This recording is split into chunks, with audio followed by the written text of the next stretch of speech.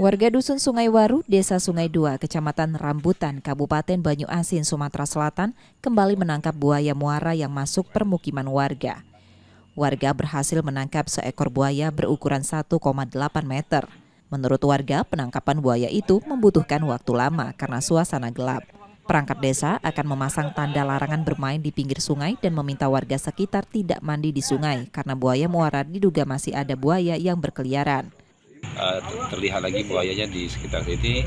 Alhamdulillah bisa ditangkap lagi, Pak, kerjasama sesama warga di RT 23 ini, Pak. Yang jelas setelah ini, Pak, kami akan memasang banner-banner untuk warga supaya berhati-hati beraktivitas karena sepertinya masih ada buaya di sekitaran sini, dan tentunya kami berharap selanjutnya tidak ada lagi buaya yang mengganggu warga di sekitaran Desa Sungai Dua, Pak. Buaya tersebut dibawa ke Balai Karantina Puntikayu Palembang oleh petugas BKSDA Sumatera Selatan. Yudi Kiswanto, Kompas TV, Palembang, Sumatera Selatan.